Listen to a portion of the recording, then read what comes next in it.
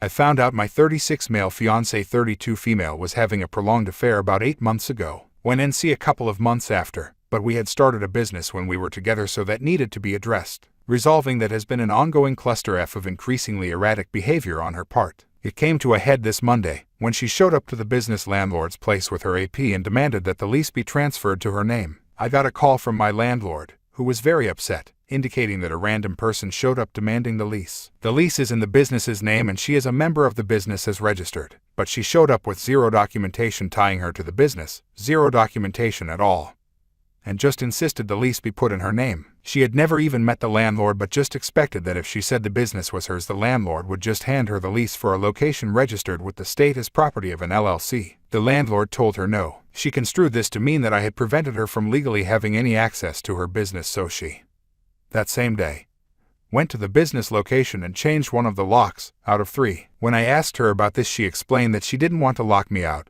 which she didn't, but was worried I would change the locks, so she got into the location and changed one lock, so I could get my stuff out if you changed the locks. She left the old lock on a stand next the door. I'm standing here, alone, inside the business. She only changed one lock, as I said.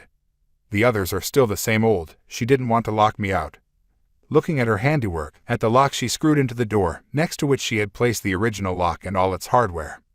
Asking myself what fucking happened to this woman with a master's degree. How did she not realize that if I could still get in the building, which she wanted me to be able to do, and if I was as evil as she had imagined me to be, I could just unscrew her new lock and reinstall the previous lock that she left next to door. She had a key to the lock she replaced, but a new lock that she also had a key to would make sure she had a key to this lock. This woman has a master's degree and is a published academic author. She changed one other lock. It was for a door between one part of the business and another, not an entrance, and even if it had locked me out of part of the business, which it didn't, I would just have to walk around the building to the other entrance. The locking mechanism was still inside the main building, the part that she had wanted me to have access to. I just looked at this random lock that had never existed before and unlocked it. She since agreed to relinquish the business in its entirety, thank God, and confirmed it in writing.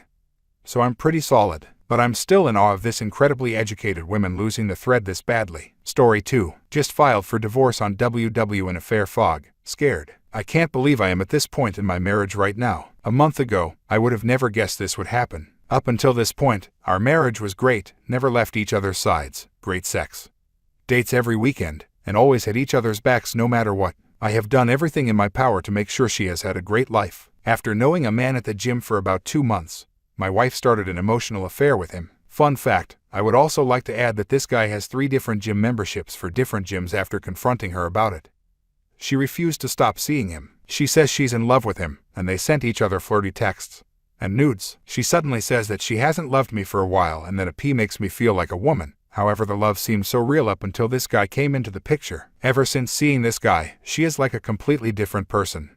Cold, resentful, and completely not interested in me. After doing the pick-me dance for 2 weeks, I professed my love for her for the final time and ended it with saying it's him or me. Her answer was, I don't know what I want. I stormed out of the house, outed her to my parents and my in-laws, and contacted AP's GF. After this, WW got pissed at me saying I'm a pussy for telling our families. When she found out I told AP's GF, she went berserk, started yelling, pushing me, throwing things. She then started saying to me that we are finished and we have no chance. The affair still continues. WW and AP pretended like they stopped seeing each other just to get AP's GF to get off of his back. If WW and AP are so in love, why won't he dump his GF? Since then, I have implemented the 180. I've also found messages of WW and AP talking about what their babies might look like.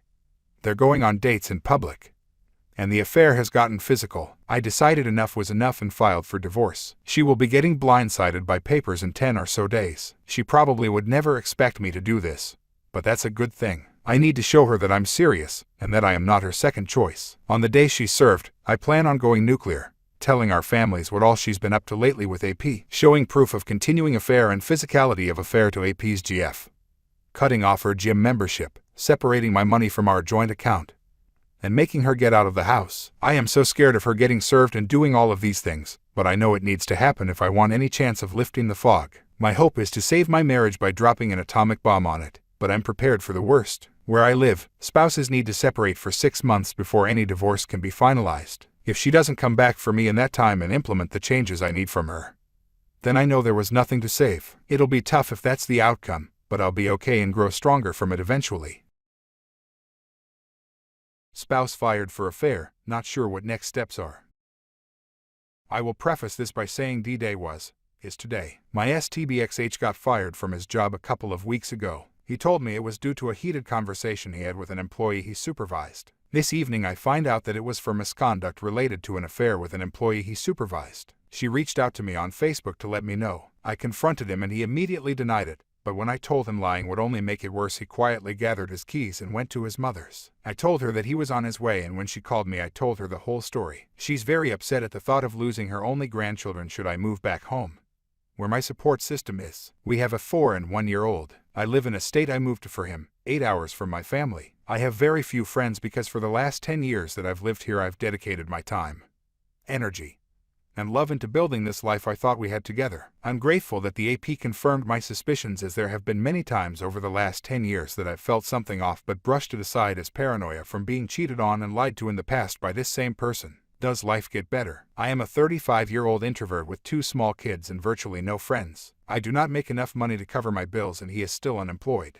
I am lost. Thank you for reading my unorganized word salad. Update. Firstly, thank you to everyone who commented and reached out to me. Your support and kindness has meant so much. After speaking with my husband yesterday morning and telling him that I do not want to remain in the marriage he left with some of things in a suitcase headed for his mom's, I was calm and as kind as I could be. I reiterated that our number 1 priority is the children and that we can co-parent and make sure they have the best life possible. He begged me to come home and I told him no. Shortly after he left he called me and told me he only had the one affair, despite my many suspicions over the years. He also told me he loved me. I begged him to think of his children and that this is not the end of the book, just the end of the chapter. He repeated that he loved me and I told him I'll talk to him soon. He hung up the phone and shared his Google Maps location. He was about 50 feet from the house. I had a very bad feeling and told my sister that I felt something bad was going to happen. She called the police. They showed up a few minutes later, followed a few minutes after that by more cop cars, an ambulance and a fire truck. His car was parked up the road.